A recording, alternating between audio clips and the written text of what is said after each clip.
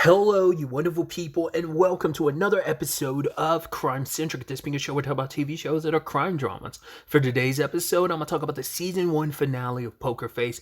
A great season finale. A lot of really interesting things went down in this episode, so let's break it down.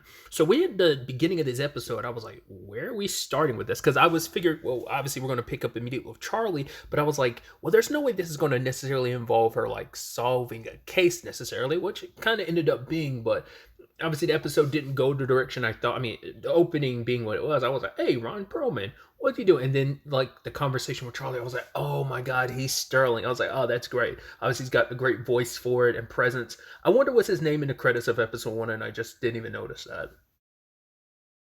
Because we see who is playing Beatrix at the end of the episode, Rhea Perlman. So I was like, oh, I was like, that's funny, that's hilarious, that's awesome.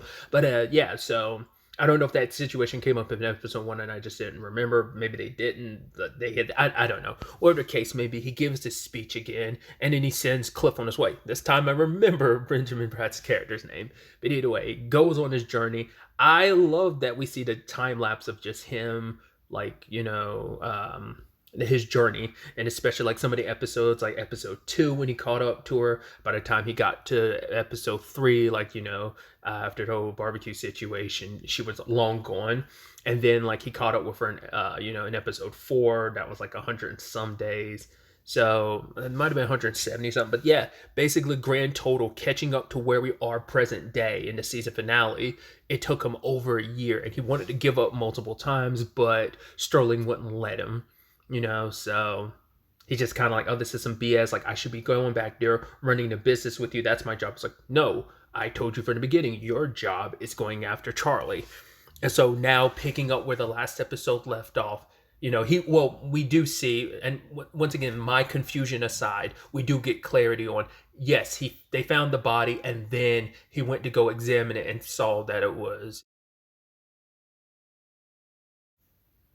Mortimer's body and not Charlie. But then it's like, okay, there was a Jane Doe taken into the hospital. Show me where that Jane Doe is. And so he brings this up to Sterling, but Sterling's like, actually, nah, give it 2 months. And he's like, wait, what? It's like, no, she's awake. I could go in there, we could deal with this. He's like, no, I want her to be on her feet. I'm like, that's some supervillain thing where the supervillain's like, you know what? I'm going to allow, well, I mean, not just supervillains. I'd say, like, protagonists like Goku from DBZ are notorious for it as well. Like, no, let you get stronger. But I guess it's like her injuries being what they were. Like, it's not like she's going to have anywhere to go. All he has to do is stake out the place for the next 2 months. I also love that he's watching Burn Notice. I was watching something else recently that was referencing Burn Notice, and I don't remember what it was off the top of my head. I don't think it was anything in this show, was it? It was something I've been watching fairly recently that referenced it. But I also thought, like, oh, it's kind of funny because that means definitely Jeffrey Donovan could never make a guest starring appearance in this. I mean, they could, but they can, like, hand wipe that, wash that away. But I'm like, no, because that's kind of implying Burn Notice exists in its continuity. And so Jeffrey Donovan would be like, but like I said, they could hand wave that away. Not unless they brought him into the show playing himself. Not unless they did something like that. But either way, I just thought that was just a little interesting thing to think about. But yeah, 2 months later, she's saying her goodbyes to everyone. And Charlie does make fast friends, and she's very sociable when she wants to be. And like, she has a very nice personality, so people really latch onto her. And then she's like, yeah, so do I have a payment plan thing? And the guy's like, what are you talking about? So it's already been paid for. She's like, really? He's like, you've been in the hospital for 2 months. You got a room with a TV. You didn't ask who was paying for it. She's like, no, I thought you guys were kind of working like a church. And he was like, no. But she's like, it was a private company that paid for me? Huh. Walks out there. There's Cliff waiting for her. He's like, cool. You can be in the front seat or the trunk. And obviously she probably tried to run, so he put her in the trunk. She said, okay. Hard cut to her in the front seat. But Charlie, there's almost like this sigh of relief because it's like, right, you've had a knot in your stomach for the past year. You knew it was going to catch up to you eventually. You just didn't know when. And you're like, I've always been living on borrowed time, and I always knew that. But, I mean, when the time comes, the time comes. And then you have Cliff bring up the hook. And she's like, the hook? He's like, yes, like it's the hook. No matter what, it's always inevitable. I guess, I guess you could almost look at it like a fishing terms. Like, they don't really go into the whole analogy of like, oh, like a bait on, but I think it's the thing of like, everyone catches the hook at some point in time. You're always on the hook, even if you don't realize that you are. It's only a matter of time before it kind of yanks you back. Whether it is like the whole like, oh, the hook on stage, or whether it's like the classic thing of like, oh yeah, you've been on stage too long, someone takes the hook and yanks you back, or even you're just like being baited by the thing. It's just all an inevitability. And he kind of goes on this like diatribe about it later on. I don't know if that's a poem or a book or like a song, whatever it is he was referencing. And she's just like, God, you are the fucking worst. Because she's just like asking questions too, because she's like, were you the one that actually killed Natalie? I know Sterling Jr. is the one who ordered you, but you the one that actually did it. He pulls over. The moment he showed her the gun and told her to put her hands on him, I'm like, he's putting your fingerprints on that gun for a reason. And initially I'm like, wait, could he be framing her for Natalie and Jerry's murder? But then I thought, no, that's stupid, because why would that defeat the purpose, considering like the fact is that the prints on the gun were Jerry's. He set it up to be a murder-suicide. So I was like, at the time, it wasn't until retrospectively, until we find out what the prints were about later on, I was like, oh, that's why I was like, oh yeah, that's what that was about.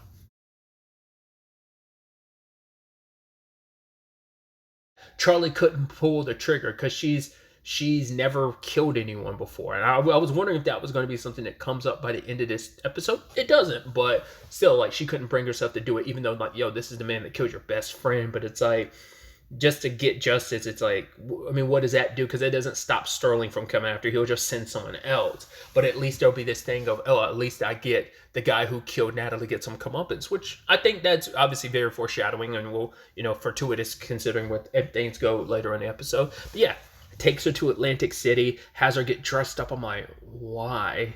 What's this all about? And then like, Sterling's just kind of like, oh, here we are, kid. And she's just like, all right, aren't you going to like do this? He's like, no, let's talk a little bit. And he's asking about her family, because he's like, oh yeah, you lived here and you were born here in Atlantic City. She's like, what?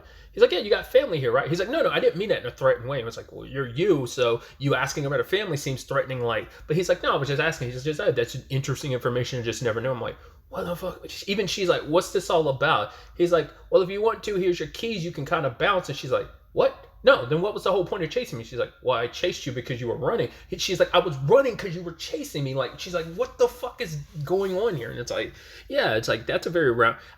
Part of me wonders, I think it probably is a situation of, initially he was pissed at Charlie. He definitely clearly said like, yo, I'm going to kill you. But, raw emotions. He had just came to his son, got all this news. And now, because Charlie's like, yo, I didn't kill your son. He's like, no, I know. And she's like, what, you know? He's like, yes. So he presses the recording and he hears about everything, because, and he has it on cassette tape, because, digital recordings can be deleted and messed with. I mean, tapes could be crushed too, but like no one else knows he's doing physical tapes like this. So, but yeah, he knew his son's machinations of like, yo, my son was making moves behind my back. In fact, I didn't even think about this. I didn't even think about it during episode 1. He was on call with someone when Charlie went into like his room, but he immediately like hangs up. And I was like, what was that about? And then, but it turns out his dad traced it. It's about their rival Beatrix. She's one of the 5 families. And so they want his business, but he's been fighting against it. And his son is basically trying to sell that over, because that is ironic. He wants daddy's attention and stuff like that. But then I guess that's really what probably pissed him off. What Sterling Jr. was the most scared about. It's because everything was happening at once. Not only did Charlie do what she did, kind of, getting him revealed to be all that he did, but I think it's also the aspect of, oh yeah, like my dealings with Beatrix just went up in smoke, because I'm not going to have her protection. She's going to leave me high and dry in the moment my dad finds out the truth about that. I'm as good as dead. Like, I was already a failure. This is one fuck up, but then the Beatrix thing is the biggest no ever. Because I think, if I remember correctly, I forgot what they were, but he says, like, I told my son 3 things. And I do believe Sterling Jr. only tells you the 2 things. And he's like, the third one doesn't matter. This time around, Sterling Sr.'s like, the first 2 don't matter, but the third one is never get in business with Beatrix Haas, because that's a big no-no. So I think that's Sadly, what really probably pushed him over the edge to kill himself in hindsight. But yeah. But he's going to give Charlie an opportunity. But Charlie initially leaves, but he's kind of not concerned because he's like, nah, she's going to come back. And lo and behold, she does, because he's like, yeah, I knew I had you hooked. And it's like, there's that hook again.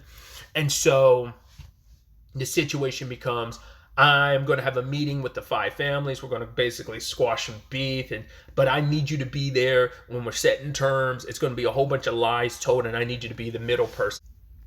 Yeah, I've been down this road before with your son. So she's like, let's put it on in recording tape. And he's like, right, 500 grand, you do this job for me. It could be a future going forward, or after that, we're done. It's up to you. Present the box. I didn't know what was going to be in the box, because I'm like, oh, it's going to be something sinister. And then it ends up being the gun. And I was like, what the fuck? And then like the lights go out, he gets shot. I was like, whoa, did he set her up? Is this like the biggest middle finger? And then what was the whole job situation about? Then I was like, that's why at first I was like, I legitimately thought he was setting her up, because it's like, oh, my boy's going, I'm depressed, and then I'm going to like ruin your life by like framing you for my murder. I legitimately thought that was the case. But then it's like, no, we rewind and find out it was Cliff. And Cliff had that whole thing with Beatrix about, like, people are thinking you work with someone long enough, it's got to be out of love. But he's like, no, there is no love. It's become content and hate, because he always will be just a dog taking orders. He'll never kind of really have any real control. And it's like, oh, serving them all this time is what has it got you? You put up with it so long because you thought you were going to get what you wanted in the end, but he literally sent you on a hunting mission for a year. And then it's kind of like, yeah. So I'd like to believe, or assume, he reached out to Beatrix. Beatrix didn't reach out to him. But yeah, that's when they he in particular concocted the plan of like, well, they wanted to take Sterling out, but they didn't want it to look like a hit. They can't make it look like an accident either, because of the timing of it all. Because it has to be kept secret, because if not, the syndicate that Sterling belongs to will go to war with the five families. So it's like, we need to avoid that. We need a patsy to take the fall. And lo and behold, he just fell into one that, and so he set everything up. The chip and the blacklight thing, at first I was like, what's up with that? And then we see like, oh, it was meant to give him a place to shoot Sterling in the dark. I was like, all right, interesting.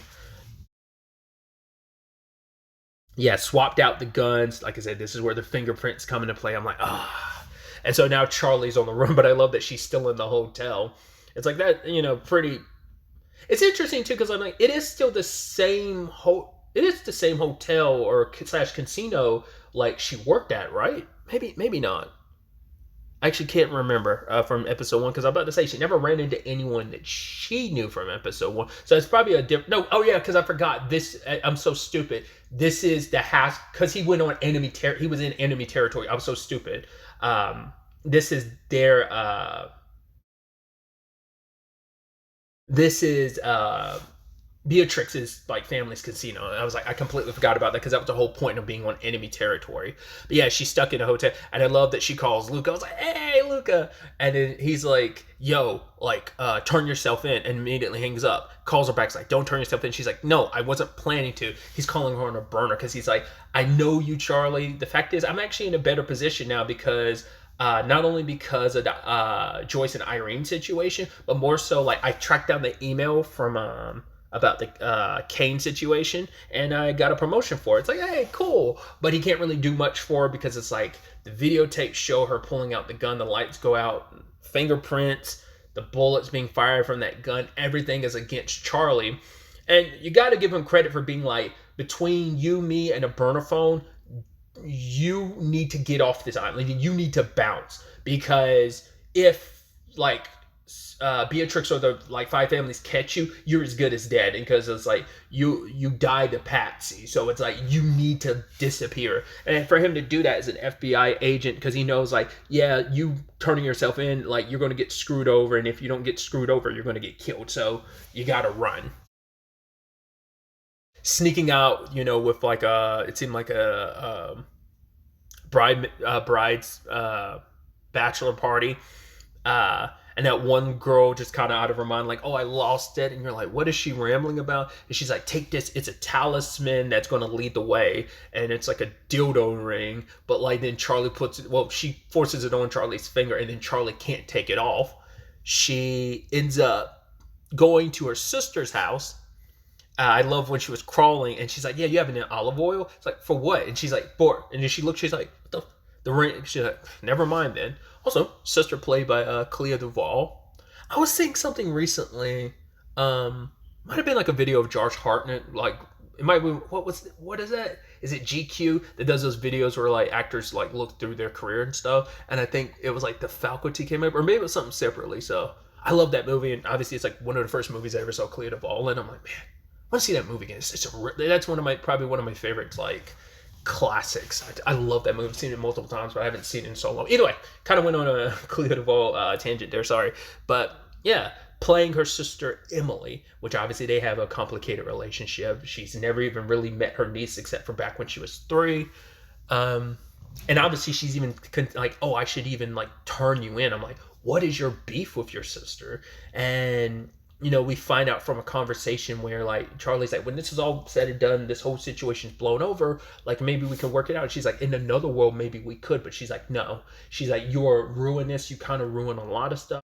She specifically talks about things with their dad, even saying like how kind of blaming her for some stuff, and we don't specifically about her being able to tell the truth thing. And it's like, I guess some lies came up. I don't know if it's like their dad was having an affair or what lies came up that blew up their lives that she can't forgive her sister for. But she's like, yeah, maybe you could be in your niece's life, Shasta's life, but it's like we're not there, and it's just like you're not good for us. We don't need you. Even going as far as like, right, maybe out there on the road, it's like that's kind of what you love because you are a good person at heart, and you can give that heart to strangers, just not people you really like, I guess, care about, which obviously kind of cuts deep.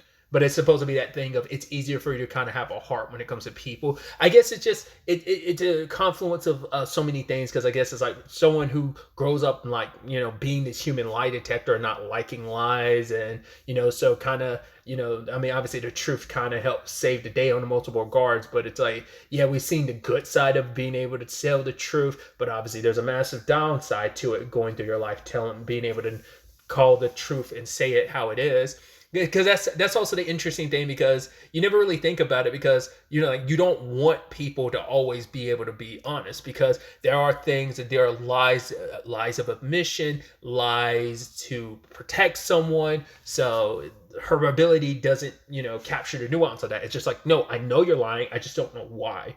So, and her knee-jerk reaction is to say bullshit. It's just in her, ingrained in her to call that out. She's learned some restraint, because she's like, okay, don't always want to call out bullshit when I see it, because like that could put me in a very dicey situation. So it's sad things played out the way they did. But what I also thought was interesting is, because she is the human lie detector, we don't fully know whether, I mean, she didn't say anything because she knew if she said anything it'd piss her sister off. So there's a good chance her sister was lying through some of that, and Charlie knows it, but the way she acted kind of made it seem like, no, like I am reading my sister, and her sister knows, like, I know you are the bullshit detector that you are, so I know that that I'm telling the truth. So I think that's why Charlie also didn't say. I'm leaning more towards like Charlie knows everything she said was true. Like there is no reconciliation for them, so there's no point in trying. Or like I said, I feel like there probably would have been an extra scene or something if she kind of believed there was some reconciliation. I also loved like the slow exit of her climbing up and then sliding through. I'm like, like they could have just cut away, but they stayed with it just to make it that much more excruciatingly awkward. Because our main thing for coming there was like to get their dad's boat. Because I can't remember in episode 1 where they talked about their her parents or not. I don't remember if she ever talked about them in episode 1. We don't know what their situation is. I mean, kind of implied sound like their dad's not around anymore. I don't remember, like they referenced her mom last episode because like her childhood memories. I wonder if like that's around the same age or time frame as that picture of her and her sister like was taken from, like those memories she had, like her near death flashes that she got last episode. But yeah, was planning on taking the boat, but the boat's busted up. I also love that while she's looking at the boat, she notices, why the fuck is this dildo ring back on my finger? I can't get it off again. Cool. I just love that. So who does she turn to? The one person she could, Cliff. And so it's like, right, not knowing Cliff is the one behind this. So she's like, yeah, you have extra motivation to get the guy, because she even says like, yo, I know you loved him, which I'm like, oh, that's the irony, because he says he didn't. So, but yeah, when it's all said and done, Cliff draws her in just to trap her. And because he knows her BS, and that's always the thing when the villains know, when the bad guys know her trick, they know how to dance around it. He's like, when she's bringing up something, he's like, well, yeah, like, someone must have got your fingerprints on the gun. Oh, what about this poker chip? It's like, yeah, like, they glow in the dark so you can see them in black lights. And yeah, like, oh, it was already on the table. And she's like, right, right, right, right. So it's like he's saying everything just, so she doesn't. Once again, it's being a lie detector. Like, if you're aware of her being the lie detector as she is, you can dance around it pretty effortlessly. You just have to be careful she doesn't have certain information to use against you that would kind of make her realize, oh, you're dancing around me because you know my shtick, and you're trying to bullshit me without bullshitting me, So he even says like, oh, maybe I should just go ahead and turn you in. And it's like, well, it benefits him, but she also can see like, okay, like it would probably be easier for you, but hey, let's do this. Let's work together. Let's go. Let's bounce. We could go to the Dominican Republic. But then he asked her like, yo, can you get that little, like my tablet from downtown? It's like, you could, I get it. You wanted her to spend more time like not knowing what's what. So you wanted her to search aimlessly, because I was like, you probably would have benefited you not to just have her searching down there. But I'm like, what incriminating evidence will you have? Oh, the blacklight chips. And so she's like piecing it together. Here's the cops show up. I love that in the end that dildo ring ended up being a lifesaver, because she was able to literally stab him in the eye with it. I was like, oh god, penis to the eye. And she took off and she jumped in the water and swam, considering we know, well, she is a good swimmer. So I love kind of bringing that back up of like, yeah, she doesn't like to swim, or specifically she didn't have like beaches or love swimming. It was just kind of a thing of, I'm just good at it. So, because he talked about like their dad would take them out and then have them swim back to shore. And you're like, oh, I don't know if that was like for like, oh, could you girls love the water? It sounded more like a dick thing to do, but whatever the case may be. And Lucas shows up with some FBI agents. Was like, oh, we're not here about the Sterling situation. We're here about Natalie and Jerry. And I was like, oh, that's so good. Once again, the comeuppance of, you know, as I was bringing up early in the episode, when that conversation between uh, Charlie and Cliff about that very thing, and now it's like, oh, and even he says it like inevitable. So he ends up getting busted for that, but he has a card to play, and that's turning on Beatrix. And so now Charlie is cleared. Not only was justice done for her friend, her name was also cleared. Luca's still offering her a job. But he's also like, yeah, like, I want to keep in contact with you, because now this has made another big leap in my career. He's like, Jesus, another year and I'll be head of the FBI keeping this up. So, but yeah, Charlie's just going to go to the open road. But of course, it's not going to end that nicely, because she gets a call from Beatrix. So it's a repeat of the season 1 finale. So it's like we tell in not the end of the first episode, which connects to the beginning of this first episode, and it kind of all comes a little full circle with her being on the phone with someone else, offering the same gig, because it's like, yeah, this is all because of you. It's like, well, come on, you guys are the ones that set her up as a patsy. But the point is, like, yeah, you set everything on this road and path, like, you doing what you've done, uncover the truth, set this domino effects to lead to where we are right now. But it's like, yeah, but no one else want to take accountability for their part in this. But it's like, no, this all started with you, yada yada yada, so on and so forth. So offering Charlie a deal, it's like, right, the road, yeah, come on, like, is that really, like, do you enjoy it? She's like, I don't know, but I'm good at it. So it's like, oh, can you, like, how long can you keep that up? There's nowhere in this country you can hide. It's like, well, I guess it's up to both of us to find out. So, it's like, right, she learned some tricks of the trade along the way. So smashes her phone and just kind of chillaxes. It's like, well, you know, I've got like obviously like 4 hours before they're able to track me down. So it's mainly Beatrix, but it is going to probably be her, like all of the 5 families. So we'll see how that rears its ugly head next season. Obviously, I'm getting it as pretty late. So season 2 is currently airing at the time of me recording this. Episode 5 came out today, I believe. So yeah, I'm excited to jump into season 2. Obviously, I've seen a little bit of the guest star list for this season. Under what context, I don't know, because I've seen like a promo for it and then like the poster with like a whole bunch of different actors and actresses. So I'm interested to see what episodes people are in and who else is in this season and under what circumstances, whether they're perpetrator or victim, stuff like that. But I'm excited to see what shenanigans Charlie gets up to next season, and also see how this whole situation with the five families fares for her. I'm also curious to see, are we going to get any familiar faces from this season returning?